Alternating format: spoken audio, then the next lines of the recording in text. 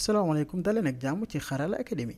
mbokk yi seen Xarala Academy duñu topp suñu tutoriel tey suñu vidéo dañoo bëgg ñëw créer suñu premier bloc voilà léegi dañuy def fonction boo xamante ni moo ñu koy retourner voilà ñu def dev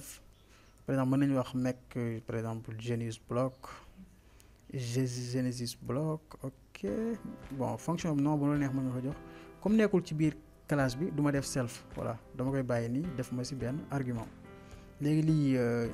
ma définir benn variable daal di initialiser sama classe bi maanaam instancier sama classe bi quoi instancier ko par exemple classe bi moo nekk dama koy instancier comme classe bi ngeen ko xamee gis nga indil na ma index timestamp data previous hash ok léegi moom la ñu dugal fii bis njëkk moom moo nekk index xaañ jox ko 0 léegi bis topp mooy timestamp après bon am na beneen tamit bibliothèque wala librairie ñu tuddee ko date time parce que dañoo bëgg récupérer date du jour import date time from non javascript lay bind quoi from date time import date time ok moo nekk nii léegi import nañ ko foofu ñëw fii nii après que maanaam call function find date time point now voilà comme ni ngeen gisee ñëw na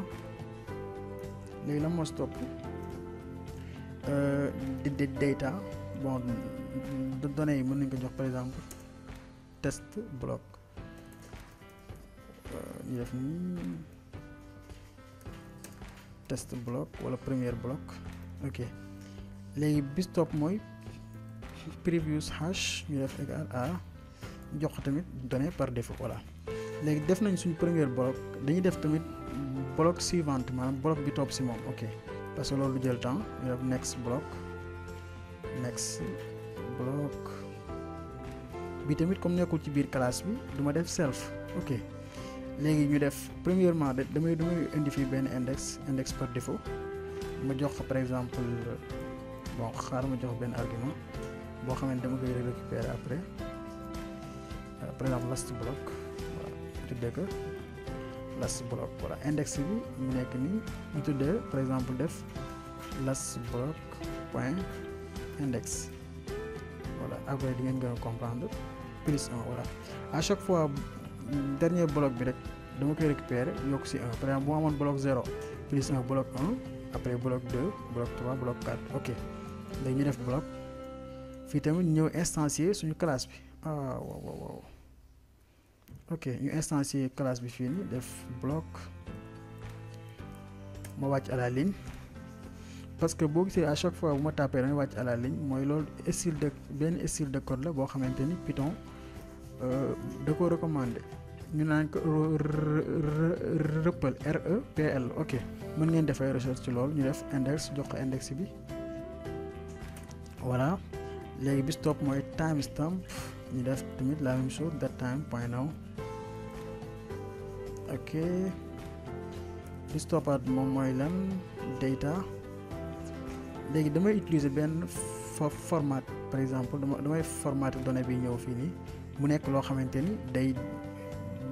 dynamique ok léegi formater ak Python 3 dafa yomb comme javascript ni ngeen gisee lii tamit am na si Python fii da nga koy jox variable bi rek nga def fii nga def ko nga jox fii index bi ok léegi mu def idx léegi xaama dugal fii data comme argument égal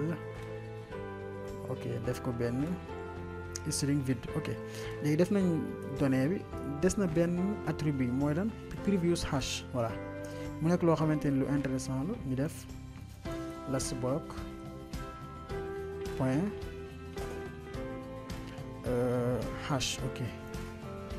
c'est bon je pense que comprendre ngeen baax léegi ma daal di retourner bloc bii nii return bloc ok léegi def nañ suñ premier bloc ak bloc bi topp si moom ba tey lenn mooy defaguñ benn test maanaam lancé guñ application pour xool lan lay indi tutoriel bii di ñëw dinañ lancer application bi xool ba xam suñ bloc yi ni nga ko créé baax na wala baaxul merci